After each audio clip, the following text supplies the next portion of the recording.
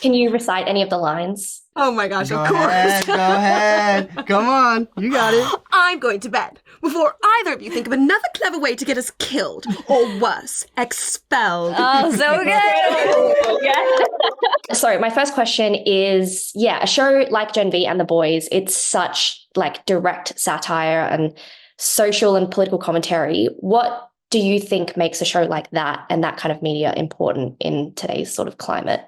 I think there's a lot of freedom in satire, because you get to make fun of everybody, you know, and so it gives you a chance to really like consider and like look at who you are in the satire and other people, because I think it's easy to be like super divided, like, oh, this person's right, this person's wrong. But I think satire puts us right in the middle to show how everybody's a little bit silly. And I love that personally. I think that's something that we all, I know, really responded to in a show like The Boys and like Gen V is that obviously it takes place in a fictional world and the themes are very grandiose as a superhero show, but it's so grounded in such human reality. And because of those themes, I think, and the world that it takes place in, you're really able to reflect so many current events and, you know, and themes and the values that I think we're all experiencing in our own lives and comment on it in such a unique way. It definitely feels really, really important, both as, you know, a human being and as someone that is interested in telling stories. It's pretty powerful. Nailed it. Yeah, nailed it. I think we want people to see themselves in these characters. And that's because of the brilliant writing team that Eric Kripke and Tara Michelle put together, that you can really see yourself in these characters. You know, we're not just superheroes. We have nuance and depth, and we're going through our own journey. And I think that's so relatable to every human on the planet. Yep. Being a superhero. Yeah. So with Marie's origin story, one of my favorite things about it, I mean, it's like a tragic origin story, obviously, but I kind of love that period blood was part of it. Can you talk a little bit about that? And I love that you asked that question, because I think that's a really interesting question. I think it's beautiful. I think the symbolism of like an inevitable part of womanhood being tragic and destructive and painful and shameful and emotional is like weirdly relatable. I mean, obviously, like, we didn't all have that specific experience, but I do think that the feelings of dread in that moment and what all that means, like, is real. And I love that the show the writers had the boldness to like show that and write that. I think it was really badass. We never see period stuff. Yeah, 100%. I want to talk about Sam's character arc as well, because I found it so interesting what happened. I guess if you can just talk a little bit about what his journey was and maybe some of your thoughts on it. Man, Sam has such a crazy journey. It's you know, it's so fun to get to, as an actor, to play a character like that. And, you know, I really want to take my hat off to the incredible writing team that we had on our show, and Eric Kripke, all the producers and everyone. You know, getting to have all of these twists and turns and falling in love and having your heart broken and having your loved ones perish. But really the thing that I think always felt the most grounding for me about Sam is that, you know, he really just wants to understand who he is, where he is, and what it means to grow up. I know that sounds very cliche, but, you know, getting to be on that journey is pretty special. And where we leave it off, I think we're still in the middle of that process. So, you know, who knows what's going to happen next, but I'm certainly very excited. Yeah. How did all of you feel when you saw, I guess, what was interesting for me for Sam's journey is that, I don't know, very applicable to real life kind of echo chamber and that sort of situation that can get people indoctrinated into certain ways of thinking. How did you guys feel about that plot? I think that, you know, what's so interesting about that turn that we experience, and it's so funny, watching it again was really interesting.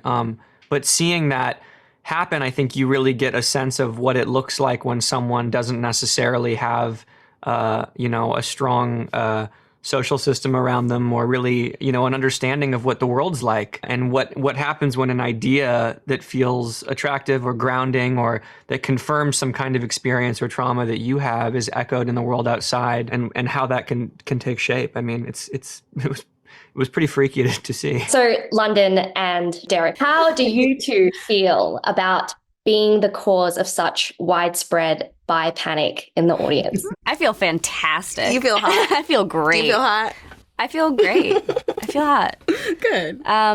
I mean, this was such a fun character to play, and also, I mean, I felt a lot of responsibility, and like we both took it very seriously, and the writers took it very seriously, and the creators took it very seriously, and it was so taken care of, and so fun, and such a wild character to get to play. I mean, it's so unique. Yeah.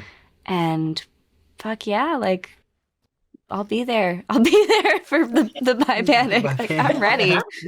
Whatever you need. I think that's a good place to be. One of my favorite lines in the show, I like laughed out loud when they were like, he's like an Asian bi-gender, like no one's gonna like him in the concept. It was so funny. I was like, I love how it just tackles it. Live action adaptations are like such a big convo right now. There's so many different adaptations happening. What is a live action adaptation character? So something that's not already in a movie, like it could be a book or a game. What's like a character that you think you'd love?